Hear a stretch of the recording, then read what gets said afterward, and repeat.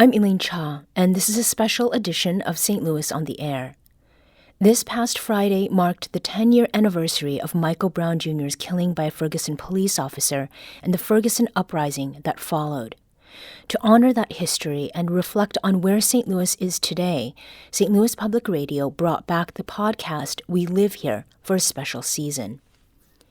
In the show, host Chad Davis and producer Danny Wysentowski reflect on some of the truths that Ferguson exposed, why there is still an open wound a decade later, and how community members continue to push for a better future. Today, on this special podcast episode of St. Louis on the Air, we're going to bring you the second episode of this season, which explores how people view Brown's legacy, what young adults today know about his story, and how his memory has shaped new conversations about race and justice. We posted the first episode last week on this feed, and we're proud to bring you the second. To hear the rest of the episodes, released weekly, you'll need to hop on over to the We Live Here podcast. Just search for it wherever you get your podcasts and hit subscribe. Here's Chad Davis. I want to tell you about a photograph. The photograph. The one that tells the story of the Ferguson Uprising. It shows a man in a moment of intense action, a throw driving his body forward. When I look at this photo, the first thing I notice is his right hand, grasping a tear gas canister. It's pouring smoke and fire and casting a blinding bright light on the man's body. His hair, long dreadlocks, are flung over his face. We can't see the rest of his features. We can see that he's black, and we can see his outfit, an American flag shirt. It's not a small design on the pocket. No. It's over the entire shirt. He's essentially wearing the stars and stripes. Now, let's look at his left hand. You could almost miss it at first glance, but yeah, he's holding a bag of chips. And these aren't just any chips. These are red-hot riblets, the St. Louis chip. And the bag's top is open. It tells a story, a man mid-snack interrupted by tear gas on the streets of Ferguson. And the throw? To where? The photo doesn't say. Its frame is zeroed in on the figure. Beyond some blurry background figures, nothing else exists. The photo is from August 13th, 2014. Taken not long after midnight, it's just 4 days after the killing of Mike Brown. At this point, no one knows the name Darren Wilson, the Ferguson officer who killed him. Months later, a grand jury will decide to not indict Wilson. But on this evening, outrage is building. This night will set off a kind of pattern for the coming months, the mass arrest and clouds of tear gas. This photo somehow captures all of that. It's published that same night, going instantly viral on Twitter. In the next days and weeks, it's seen in newspapers and websites and social media posts all across the world, viewed by millions. But at first, no one knows the identity of its American flag-wearing subject. Not even the St. Louis Post-Dispatch photographer who took the photo, Robert Cohen, knows his name. Online, he became known as the man with the chips. But Cynthia Crawford, she knew.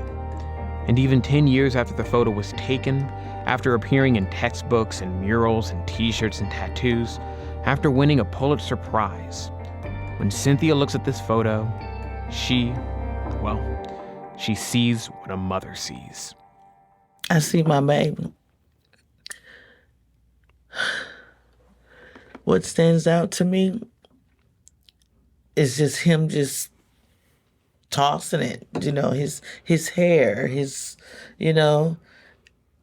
just him. Courage. On the day of the photo, Edward Crawford is 27 years old. To his parents, Cynthia and Edward Sr., he's not some famous symbol. Here's his dad. We called him Skeeter. That was his nickname. Skeeter was the life of the party. Wherever he went, he just loved life. He loved bringing laughter and joy to anyone that knew him. That night, Edward Crawford, Skeeter, joins the protest. The next day, the photo of Edward Skeeter Crawford is everywhere. When I first seen it, And I looked at it, and it's just that's so courageous, what he did. The act that he did was to protect the children behind our closed doors. That's what he told me. It was like, and that's what I believe.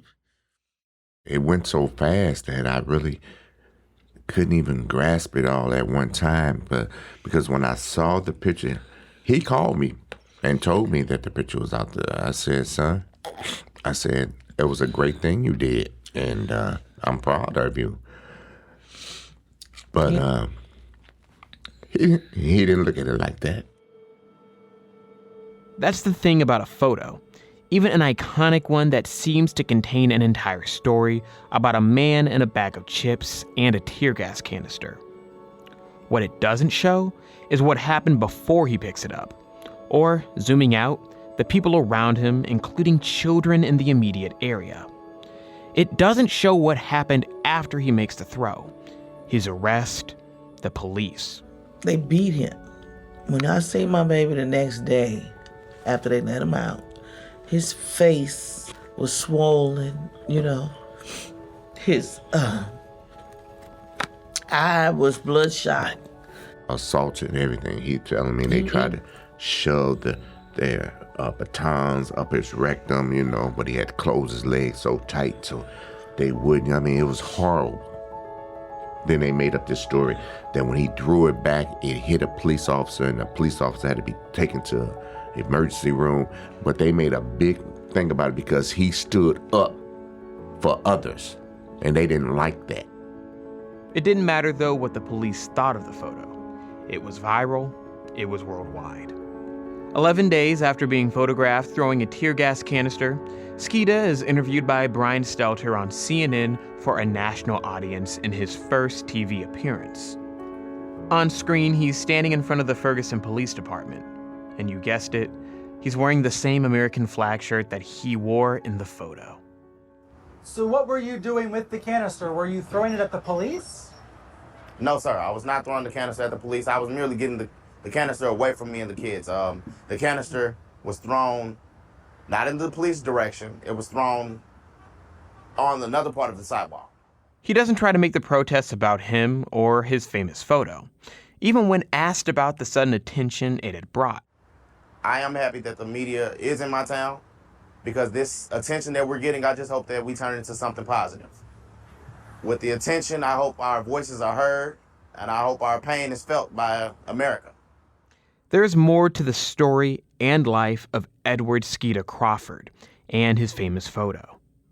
And there was something else happening in Ferguson in 2014, something those camera crews and reporters and editors were only starting to understand, something they couldn't keep up with. I'm Chad Davis. This is We Live Here, 10 years after the Ferguson Uprising.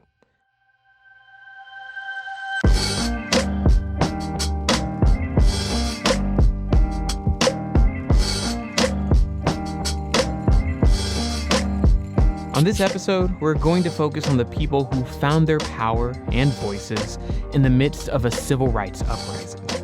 People who very quickly found themselves defining their own class of media with no editors and no rules.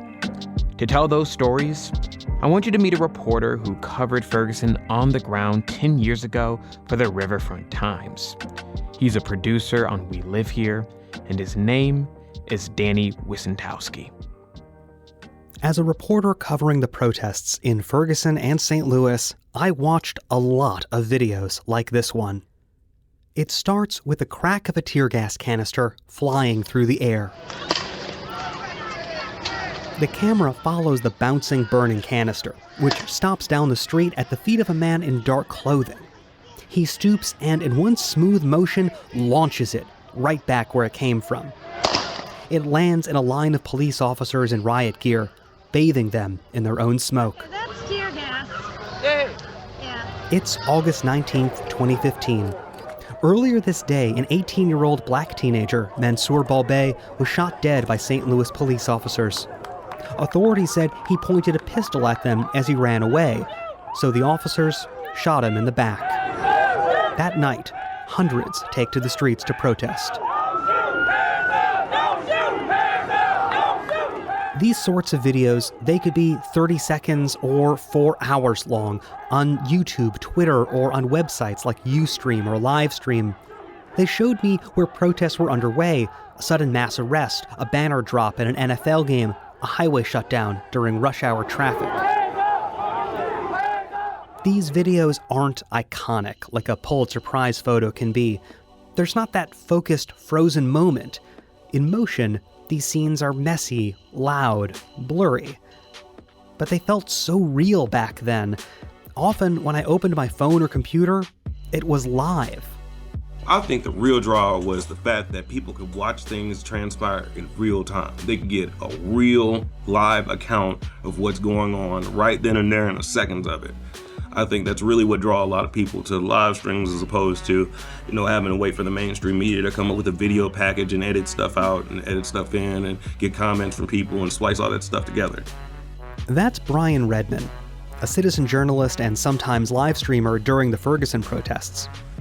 Brian is a good example of the way that citizen journalists challenge the old definitions of journalism. He didn't have a huge following. 500 to 1,000 viewers was a lot for him. On one hand, he was an observer, getting footage of arrests and protests. On the other, Brian was a protester. He's in the video I just played for you, the guy giving the police a taste of their own tear gas. That's Brian making the throw. Mansur Balbay's death, I was filming that day, and they shot me in the back with a rubber munition, and it pissed me off, basically. It hurt really bad, but I was more angry about it than I was hurt. So they started throwing tear gas canisters at us. They started shooting them at us, and so several of the people were picking them up and throwing them back at the police line, and I was one of those people.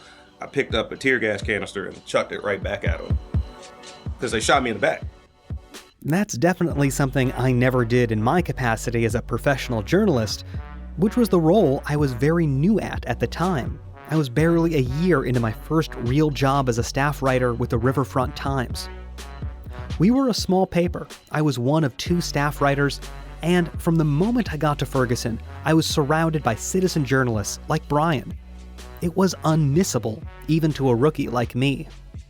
Because also around me was a vast army of mainstream professional media at every level competing for ratings, for audience, local and national, TV, print, radio, international outlets, film crews, all taking a very traditional approach.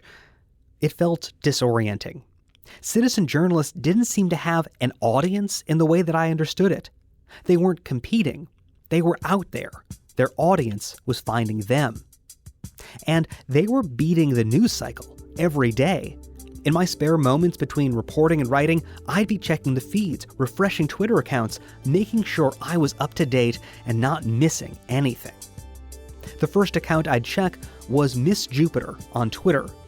Her real name is Heather DeMayan. I would consider myself to be an independent photojournalist. I think The Guardian called me a videographer one time, which I thought was a little lofty for a live streamer, but... Heather didn't start as a live streamer. The day after Mike Brown's death, on August 10th, she attended a vigil near the site of the shooting.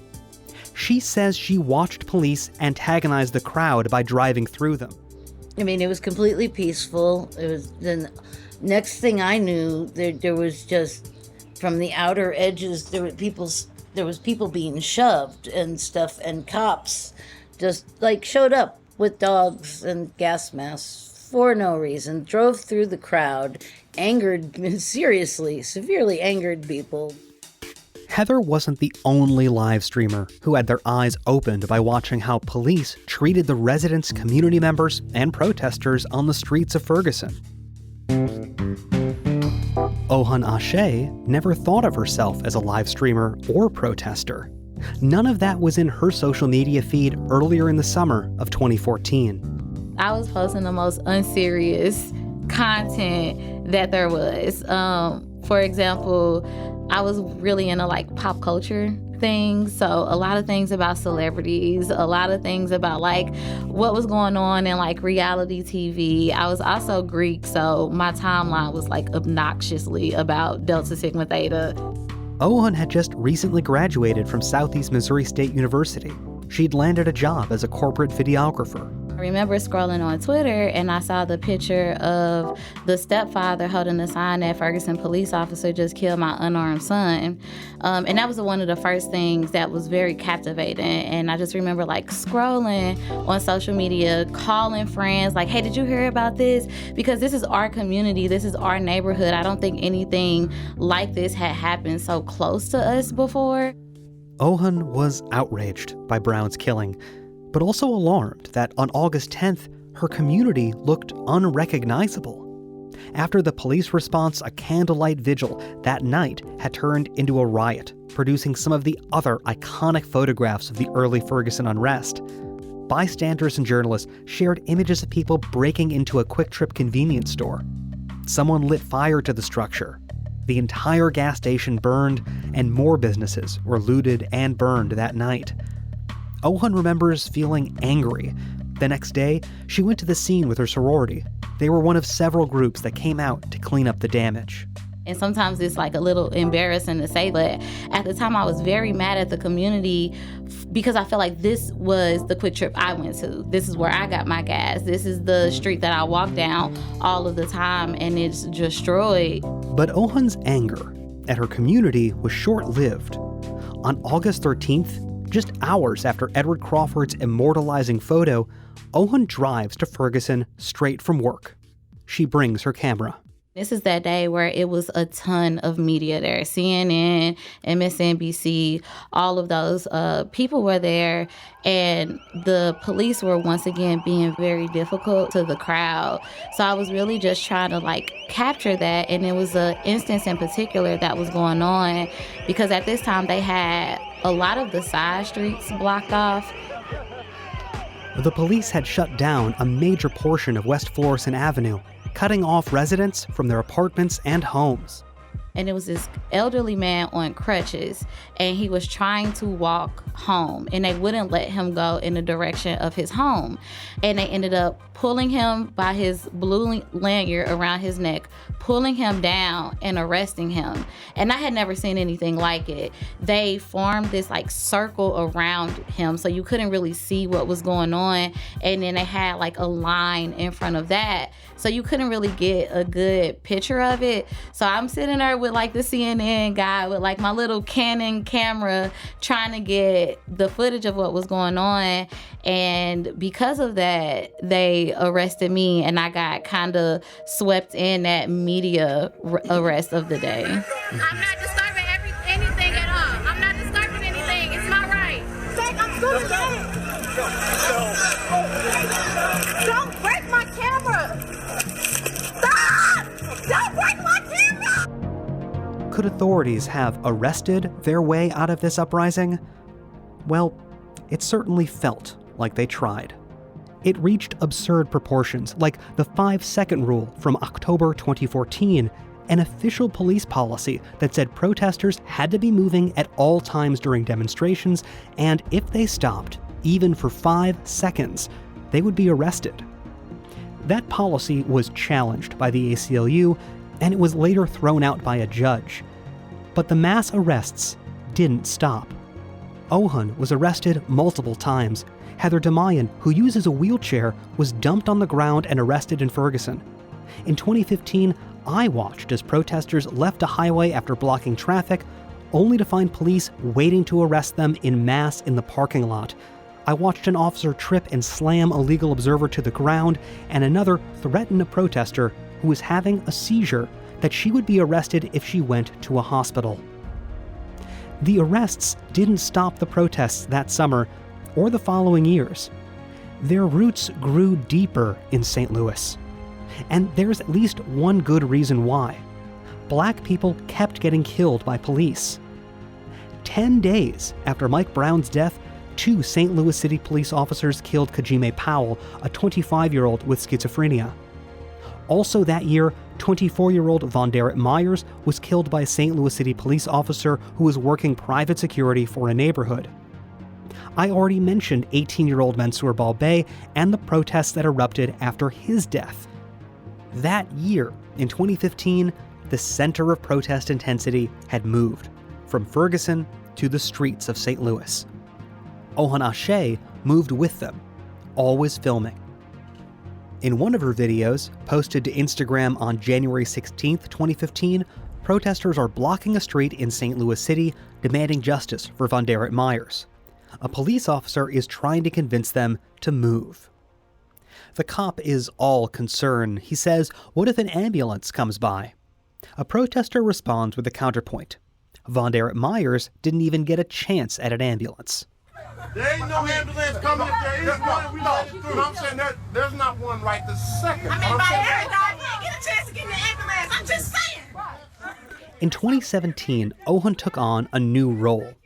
Under the name Expect Us, she and others helped organize a movement. She led protests, and she used her voice.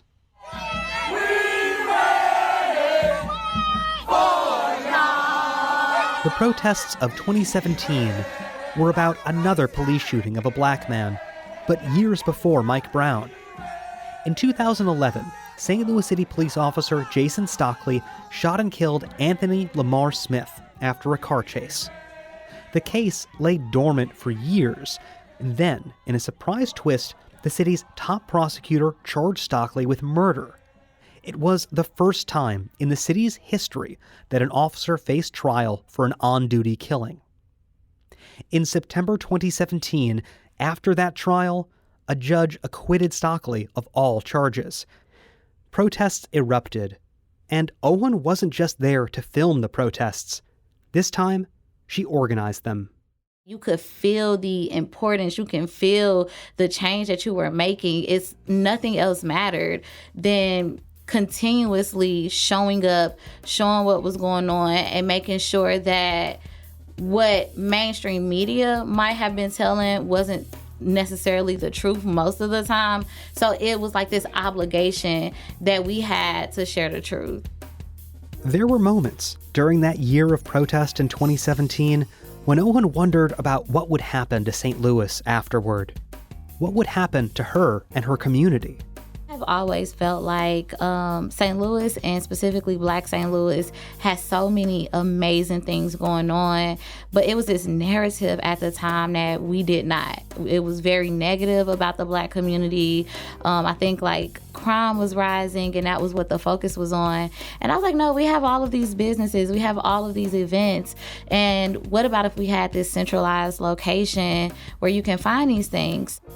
The idea became For the Culture STL, an online hub for Black culture and businesses in St. Louis. It's just turned 6 years old, with hundreds of thousands of visitors and annual events that have brought people together in real life, not just online. These days, Ohan's videos sound more like this. If you're living in St. Louis, did you know we have an all-Black, proud-to-be Black pharmacy that's sitting in our own community? Today we're at Greater Health Pharmacy and Wellness, so let's go inside. And her recent live streams celebrate community, like this video from a 314 Day celebration. That's a day to showcase St. Louis pride. It shows a crowd of people taking a group photograph at the Gateway Arch. Drop your neighborhood, St. Louis, in the comments. Hey. Northside, baby! Northside! This is Ohan's post-protest career. She's not risking arrest on the streets of Ferguson. She's not inhaling tear gas. Still, she says in many ways, this new community feels like her protest one. The community is hand in hand. In some ways, it's the exact same. And in some others, it has expanded in a lot of ways because For the Culture also touches things that activism does, but also things that we may think sit outside of activism, Black-owned businesses, community events. Ohan hasn't retired as a live streamer, but she knows that the next generation, they're already out there. They've watched her videos. They followed the George Floyd protests, and January 6th, they're on TikTok and Twitch. On a technical level, live streaming has never been easier. But it's not about easier. It's not about software or phones. That's what Ohan hopes the live streamers of today recognize. Ohan got hurt doing this work. They all have. Heather, Brian, the other live streamers, pepper sprayed on camera, thrown to the ground by police. detained in cold cells, wrists bent back in too tight handcuffs, charged with crimes, threatened online. She knows the risks, what can be lost, and she wants them to know, we need you. That work is extremely important, and it's also very difficult because not only are you active in the protest, you are also being a voice for the people who are following online. So you're wearing these like dual hats. And again, just thank you for doing that work, because it is hard work. It is tiring work because you wear so many responsibilities when you hit record. We'll be back after the break.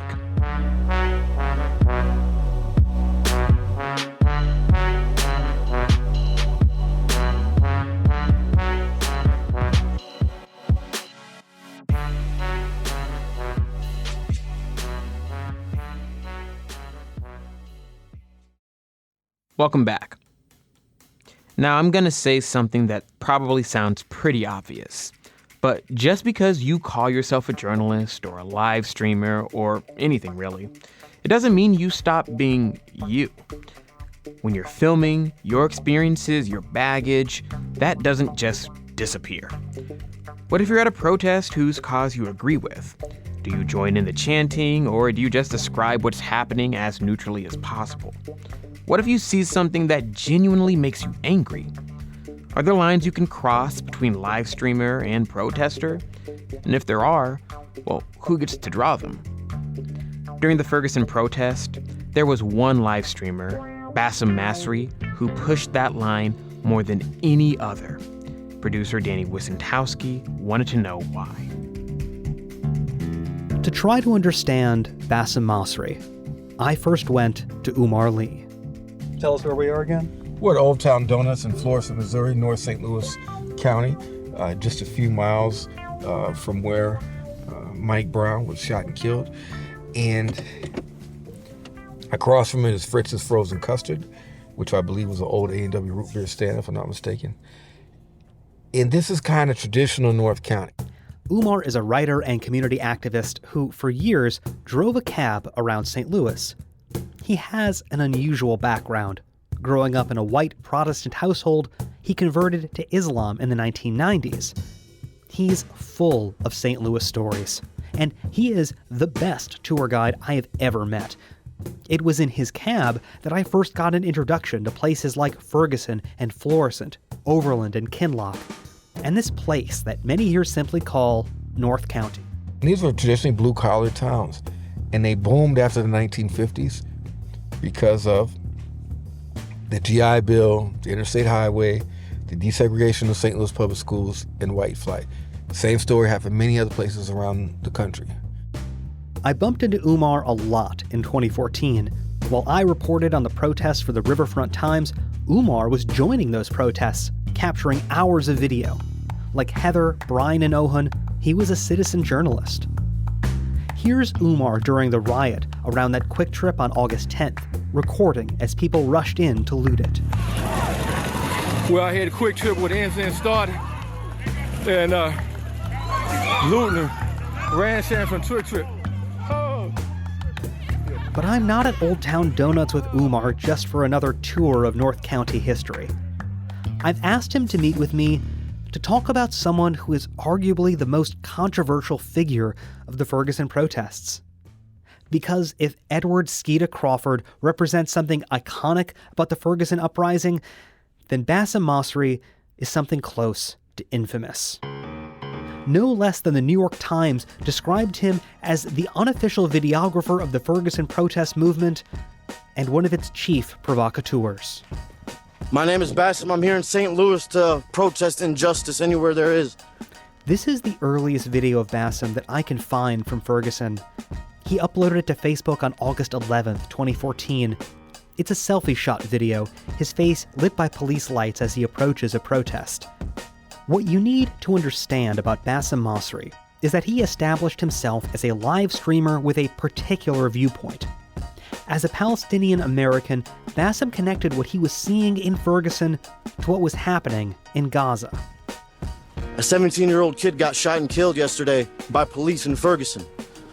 and people have rioted because of it. I'm here to remind them there are 439 children that have died in Gaza in the last year. When the Ferguson protests broke out, the 2014 Gaza war was weeks away from ceasefire, with Israel and Hamas still in open conflict and Palestinian health officials reporting hundreds of deaths of children. But Palestinians in Gaza were following the news in Ferguson.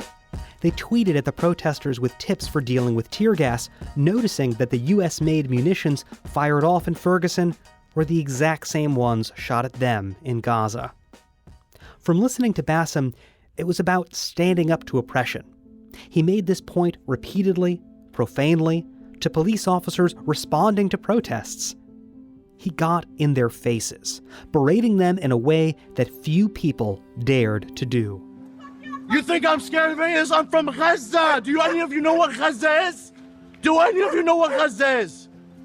All right, then you guys will know I am not scared of nothing but God. But God, none of you scare me. You guys are not staying silent in the face of injustice is causing to this problem right here, right now. Your brothers killed a 17-year-old kid for nothing. What is the answer?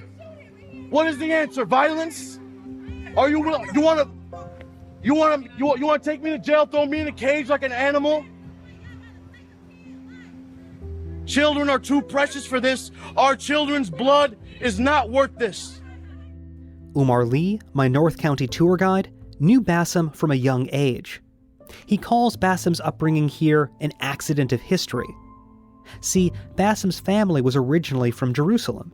They lived in a refugee camp after Israel's 1967 war, and Bassem's father, Zudi, came to St. Louis in the 1980s, and he would spend the next decades opening up corner stores. So I first knew Bassem as Lil Zudi, which was his nickname, because his father had a very well-known store in the O'Fallon Park neighborhood in North St. Louis. Bassem used to, work at the store, and I used to work for one of Bassem's relatives, and so that's kind of my introduction to him. Mike Brown's death seemed to activate something in Bassem.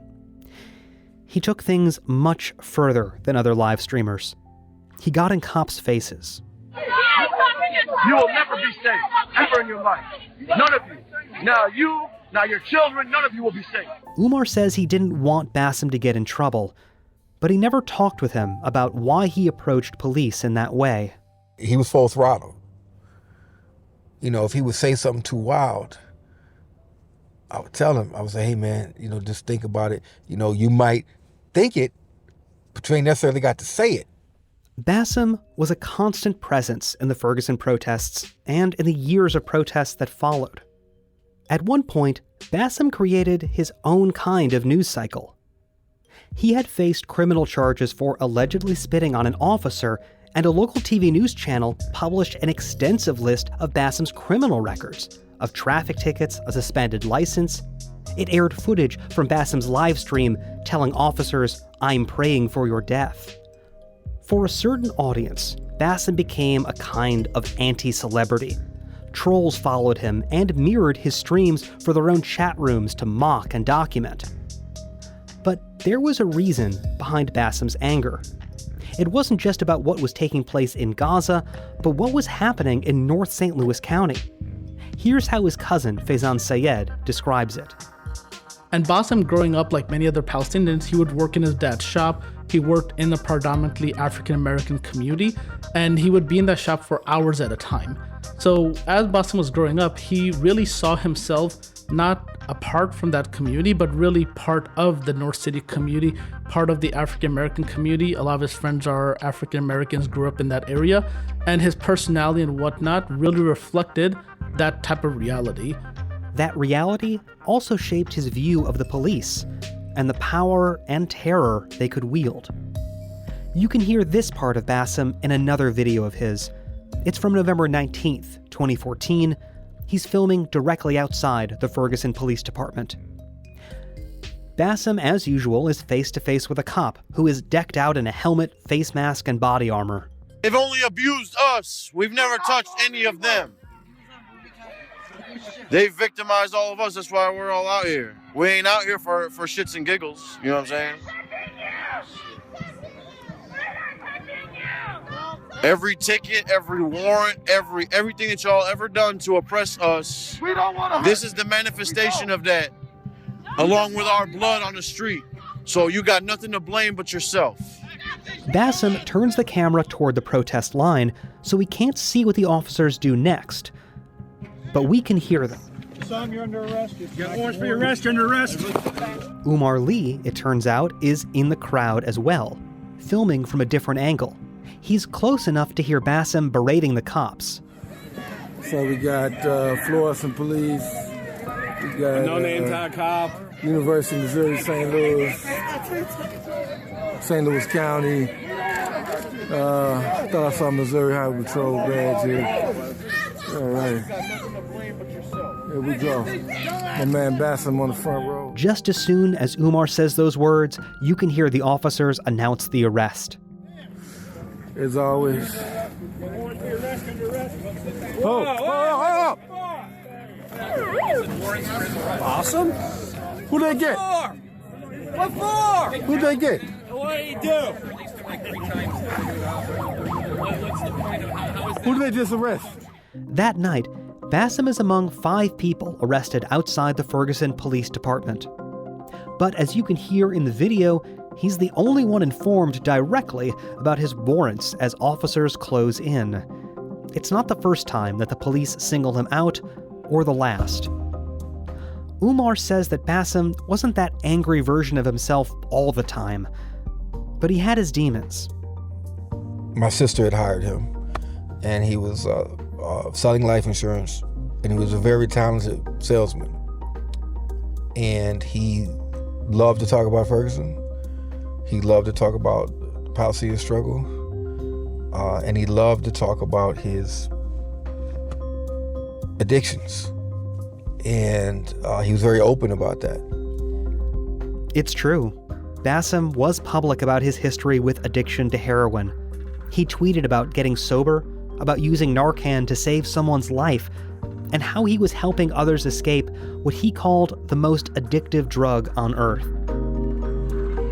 It's October 6th, 2018, the last video of Bassem Masri's that I can find before his death. I don't know if y'all can hear him yet, but we're walking up on him now. How's everybody doing today? All right, now that we got a few viewers, I just want to let you all know that this is not TVPG. There might be some profanity, etc. So if there's any... He's in Clayton, the seat of government of St. Louis County, and the location of the office of U.S. Senator Roy Blunt. All week, people have been protesting here against the appointment of Supreme Court Justice Brett Kavanaugh. They're arresting people right now, as y'all can see. Fight back! Fight back! Officers arrest the demonstrators, and Bassem joins in the chanting. After the arrests, he makes his way to the sidewalk. He spots a familiar face. Miss Jupiter! It's part of my disability, my joints Look, it's Heather, y'all. of my bones. Hey, Bass, what's up, man? How you doing? You all right? Oh, not really. I'm in pain, but I'm here. I'm sorry to hear that. You're always there. Bassem Masri never stopped speaking out. About police, about Ferguson, about Gaza. He seemed to thrive when taunting armed police officers covered in body armor. About a month after the protest in Clayton, Bassem was found unresponsive on a bus in St. Louis County. Efforts to revive him failed. A toxicology report later showed fentanyl in his system. He was just 31 years old. Umar Lee was in Dallas when he got the news. He returned to St. Louis for Bassem's funeral. He says it came as a complete shock. Actually, I thought he was doing well. Like, he seemed to me that he was doing well. But other people that knew him better than I did, said, he was struggling. Yeah. Bassem left behind a legacy. Live streamers like Heather DeMayan still talk about him, about the way he inspired them to keep going, to keep filming. The live stream Bassam called it an alibi. It's like they can't accuse you of doing something that you weren't doing because you have the live stream proving where you were and where everybody was. Bassam also led a complicated life. And some will say he wasn't a protester or a live streamer, but a provocateur, an agitator. Bassam isn't around for us to ask him about that. We're left to grapple with his anger, the way he expressed it, and the impact he left behind. Umar says it's complicated. And I think it's almost like religion. When you try to figure out the internal of somebody else, what motivates them, or as we say in Arabic, their intention. Only the person knows what their intention is, right? And so something inside of him gave him this motivation, something he observed, something he lived, how he viewed how the police dealt with the community, how he viewed the police dealt with those in O'Fallon Park, where he grew up working in the store, or those in North County, where he grew up. All these things were internalized within Bassam, and then the action came out. At that time, it was activated on August 9th, yeah. Ferguson activated a lot of people. It activated me in ways that I never could have prepared for in journalism school. It's what has defined my time here as a reporter in St. Louis, my realization that the Ferguson Uprising wasn't confined to 2014 or to the St. Louis region. I saw it in the protests in the communities that rose up to demand justice in 2015, 2016, 2017, all the way to today. I saw it on the live streams. I saw Heather, Ohan, Bassam out on the streets, their videos creating an in-the-moment history, something that wasn't for an audience or for ratings, but for a community fighting for its future. Unlike those citizen journalists, I got to leave those moments. I got to leave Ferguson. I wasn't hounded by trolls posting my personal information or criminal history online. I didn't lose my job like Umar Lee did when his bosses at the cab company saw him attending protests in a work vehicle. I didn't get arrested like Ohan, Heather, and Bassam. I played it safe because I could. Because I was just trying to catch up. They were leading the way.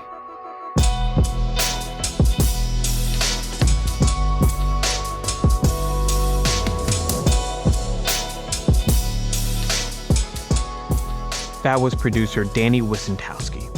After the break, we go to church and we say goodbye to a Ferguson icon.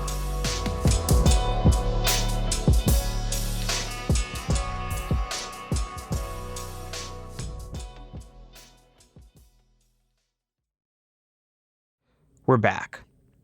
We began this episode with a look at the life of Edward Skeeta Crawford and the photo that made him famous. His life ended tragically on May 5th, 2017. St. Louis City Police reported he had been riding in the backseat of a car driving east near Hyde Park. 2 women were in the car with him. According to police, the witnesses said he began expressing he was distraught over personal matters. Then, they heard the sound of rummaging in the back seat. Then, a gunshot. His death was determined by the medical examiner's office as suicide, a shot to the head. But many people don't believe that conclusion. Some say it could have been an accidental discharge, or that something else happened. That's what Skeeta's father, Edward Crawford Sr., believes. He did not commit suicide. He was born in May. He had birthday parties planned. He was going out of town. It was my mother's 70th birthday party. He was so excited to see that, to go to that. And he had plans to go to, Vegas or something. He had already paid for his tickets and everything. So he was about life. And the night that he died or was murdered, he was out celebrating so-called with friends or family, and he was happy. No matter what happened, the loss was devastating. It still is. Not just to his family, but the people who had their eyes opened by that photo. The image of a black man wrapped in the American flag under attack by police, giving proof through the night that an uprising was here. Skeeta's death isn't settled. You'll still hear his name spoken among other notable Ferguson protesters like Bassem Masri or activist Darren Seals, who was found shot and killed in a burning car in 2016. His homicide has not been solved. But that's not what people are talking about on May 15th, 2017, at the Greater Faith Missionary Baptist Church in St. Louis, the funeral for Edward Skeeta Crawford, his celebration of life. The church is packed. Many of the attendees are wearing American flag t-shirts. Reporters are covering the event, the death of an icon. Good afternoon. Rising first to speak is attorney Gerald Christmas. My name is attorney Gerald Christmas. Edward was my client, and he was also my friend. Over the last 3 years, I've been representing him in Ferguson. You know, Edward had the courage to throw that tear gas canister away from his children. And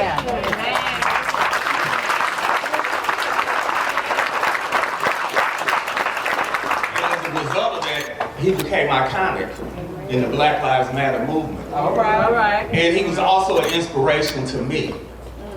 And I worked with Edward because Ferguson had trumped up charges against him. We were in the process of getting those charges resolved, where he would have no criminal record. Skeeta didn't live long enough to see his criminal charges resolved or to fully embrace his role in the legacy of the Ferguson Uprising. What he left behind? It's more than a photo can contain. That's what his mother, Cynthia, wants people to understand about her son. He was everything you see in that photo and more. He really didn't get treated like a celebrity. He went on to try to do his day-to-day life, you know. He take care of his children. Take care of his kids, go to work. Right. Come home. I mean, it bothered him to the point where it just, you know, he know in his heart that he wasn't trying to hurt an officer. He didn't know what the outcome would be. But I stood behind my son. And I still, on his birthday, I wear the flag shirt, the flags. I got a flag in my house. I got a flag, you know, just remembering that we do live in America. And I guess with that picture, stand up for what's right. That was Skeeta. That was the live streamers, the protesters.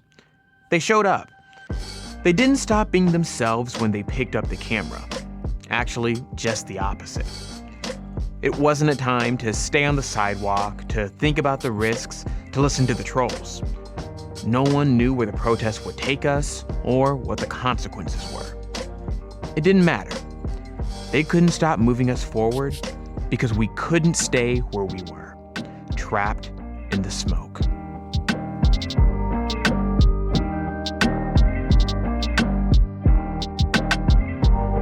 This episode was produced by Danny Wysentowski and edited by Emily Woodbury.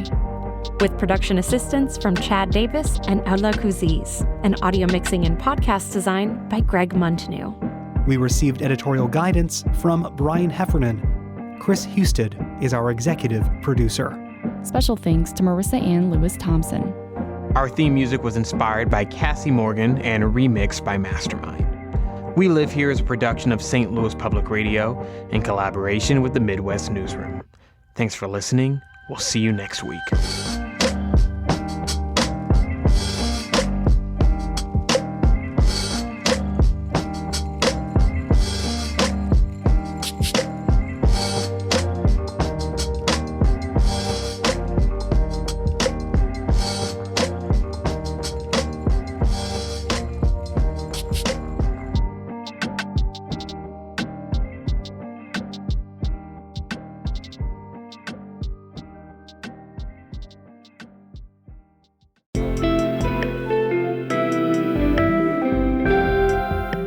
The Gateway brings you the day's news each weekday from around the St. Louis region and the state capitals in Jefferson City. Our schools are accredited. We don't need this bill. And Springfield. How many more years must pass before lawmakers see time is of the essence? I'm Abby Larico. Join me each weekday for The Gateway on the STLPR app or wherever you get podcasts.